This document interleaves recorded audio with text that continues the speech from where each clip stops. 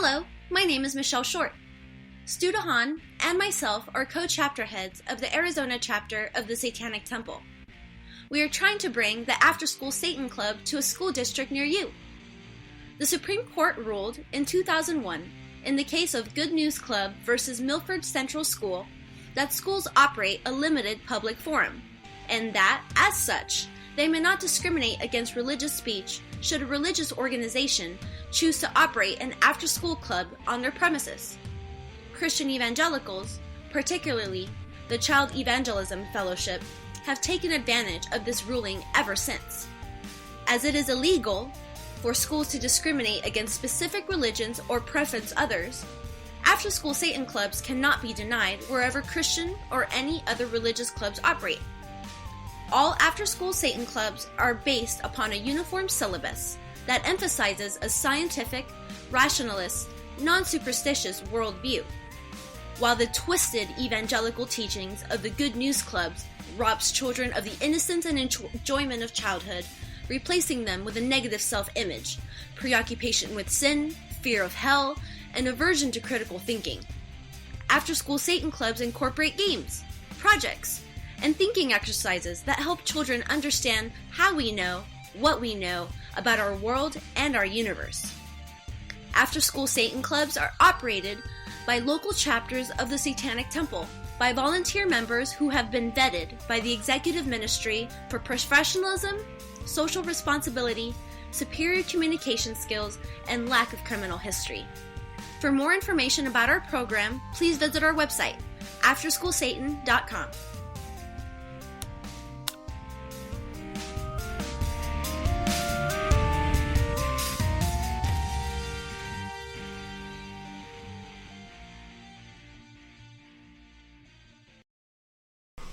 And we're back on the air, folks. Thanks for sticking with us again through the next.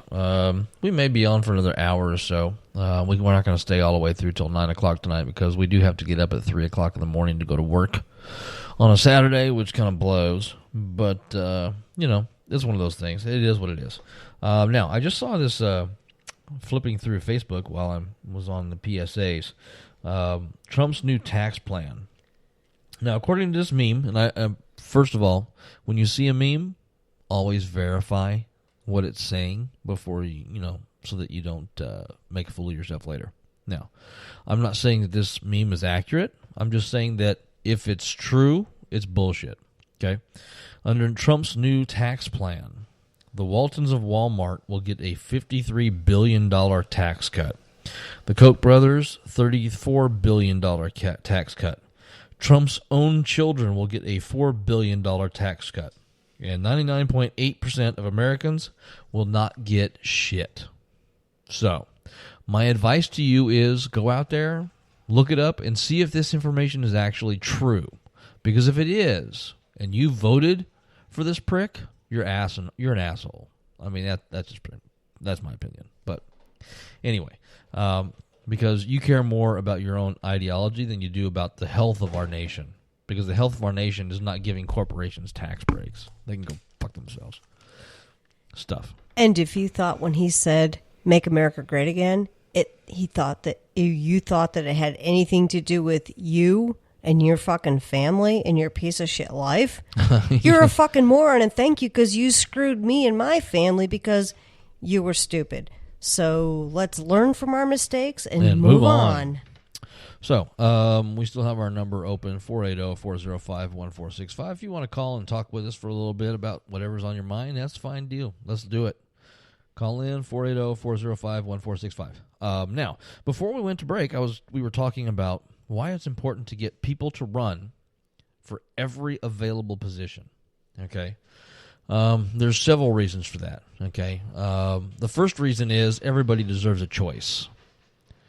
And if that choice is basically 3 people of the same political affiliation that are running the same party ideology, that are running the same, blah, blah, smaller government, lower taxes, when they actually say that, they don't mean your taxes, they mean corporate taxes. Everybody deserves to have a choice. And a choice means, in this instance, somebody that thinks from either side of the aisle. Okay, for example, we spent 3 years, I ran for the Arizona Senate here in LD16. Kara ran for the AZ House in LD16.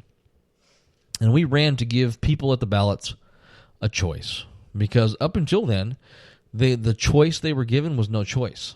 You'd go to the ballot, and there'd be two House Republican candidates and one House Senate candidate, and nobody else. That's not the way democracy works.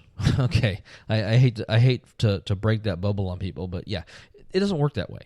Okay, giving people a choice so that you have a Republican and a Democrat to choose from, or two Republicans and two Democrats to choose from, or two Democrats, two Republicans, a Libertarian, and a Green Party person to choose from. It's all about giving you a valid choice where hopefully you will actually do some research. Although we've found over the past 6 years that doesn't really work because they keep voting for the same people over and over and over again, and they complain about what they're doing. It's always good to have a candidate. We need to have multiple school board candidates from different walks of life, not just the same rhetoric that you hear over and over again. We need to have constable candidates from all walks of life. We need to have justice of the peace candidates from all walks of life. City council, all walks of life. Mayor, all walks of life. Legislature, all walks of life. State office, like Superintendent of Public Instruction, Arizona Corporation Commission. Yeah, we need people to actually get out there to give people an actual choice. Not a choice in the primary, but actually a choice at the general election. And for the past 6 years, we have done that in our district. Our district went from having no Democratic candidates up until, one would pop up here and there, but that was it. 2012, we had House candidate, House write-in candidate, Senate candidate on the ballot. 2014, we had a House candidate and a Senate candidate on the ballot. 2016, we had two House candidates and a Senate candidate on the ballot for Democrats. Okay, we're moving in the right direction that needs to be moved in so that people actually do have a choice when they go to the ballot. And that's what we need in every single district. Now, if you go back into the history over the past 6 years, you can see that we have been giving away, the Democratic Party has been giving away like 18 House positions by just not running candidates. Just giving it away. So it makes you wonder why they keep saying, let's turn Arizona blue, when they don't run enough candidates to be able to do that. Okay? You'll never have a chance or ability to turn Arizona blue unless you have enough candidates to actually make it happen. Okay? Arizona's not going to, if say by some, spaghetti monster miracle that David Garcia actually gets elected as the next governor of Arizona. Okay? A Democratic governor is not going to turn Arizona blue. Because if the legislature is still controlled by Republicans, they will just override him. So, to make it work, you have to get the legislature at least split 50-50, and then the governor, a Democrat, to actually turn Arizona blue.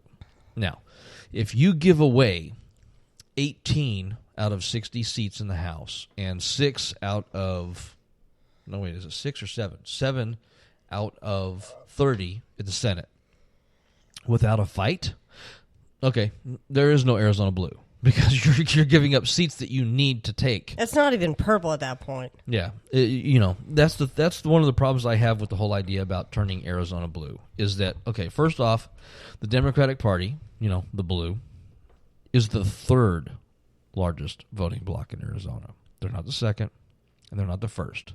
They're the third, and they're the third by a pretty heavy margin. Okay. And that number's gone down, you know what I mean? Well, no, it's going up. That margin is going up, okay? Now, I just posted not too long ago, a few days ago, I got the newest voter registration file from the Secretary of State's office. Because I've been tracking registered voter numbers for about 8 years, just because I'm stupid and I want to see exactly what kind of trends we have. Now, what I can tell you, there's the picture of the cat with the fake gun. Yeah. What I can tell you is that the Democratic Party has lost a lot of voters. Now, we did take an upswing in 2016 because of all the people that re-registered as Democrats so they could vote for Bernie in the presidential election, the presidential preference. I don't know how many of them might actually be calling all fired Democrats. So, well, still, I'm talking specifically registration numbers. I'm not talking about whether they're actually party members affiliation. Gotcha. Right. Let me see if I can find that graph, because it is a very important set of information. A lot of people don't pay attention to it. So, and a lot of people that keep saying let's turn Arizona blue obviously don't pay attention to it, because they would look at those numbers and say, okay, it's going to be impossible to turn Arizona blue. What we need to focus on is turning Arizona something other than red. And what that's going to consist of is getting independents, Green Party, Libertarians, whoever, to participate and start working together to override the red. Okay? There's no turning Arizona blue. There's turning Arizona something other than red.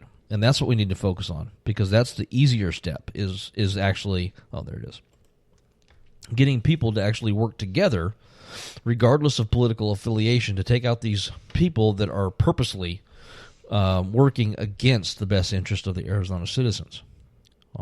People like us who are, every day have to worry about whether or not we have a job and what happens if we lose that job. So how about the people that vote for these jokers? How about they're the ones that have everything to put on the line, and the people that were smart enough not to vote for them can go about their regular lives? Right. Wouldn't that be nice? Okay. So let's look at 2008. In 2008, in Arizona, there was 824,000 independents. Wow. Okay.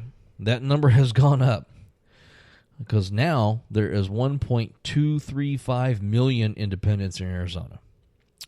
2008, the Democratic Party had 1.02 million voters. What do we have now? We have just over 1.1 million. Now, we took a huge loss, okay? Between 2008 to 2014, we went from 1.02 million down to 936,000 registered Democrats in Arizona. The biggest drop of all the political affiliations in Arizona. The independents, of course, have just exploded, okay? They were 824,000 in 2008. They jumped up to 982,000 in 2010. Over a million. Now they're up to 1.235 million voters. And the Republican Party is just about 20,000 votes ahead of them with 1.259 million voters. The Democratic Party at this point is about, 200,000 voters down, or 150,000 voters down from the independents, and then more than that for the Republicans. So, numbers, specific numbers, statistics, okay? There's no such thing as turning Arizona blue, especially if we keep handing over seats. Learning would be a good thing right now. So, people need to understand why it's important. If we don't run candidates in all these different offices, then we're never going to actually change the legislature, because we're going to continue to hand over offices. And that's bad. Can I chime in something? No, why would you do that? It's actually an opinion. It's not based on really anything factual. God, here we go. But I mean, honestly, I would think that it would behoove each party to want to have the maximum amount of candidates. Basically, at least one candidate for every position open, right? If you have more, then that leads to primaries, which leads to press and leads to decisions that people have to make. And I'm going to put this in the most rudimentary forms. Maybe some people are not comfortable with that. Maybe some people think, you know what, I'm a Democrat, I'm a Republican, I'm a Libertarian. This is who the party chooses.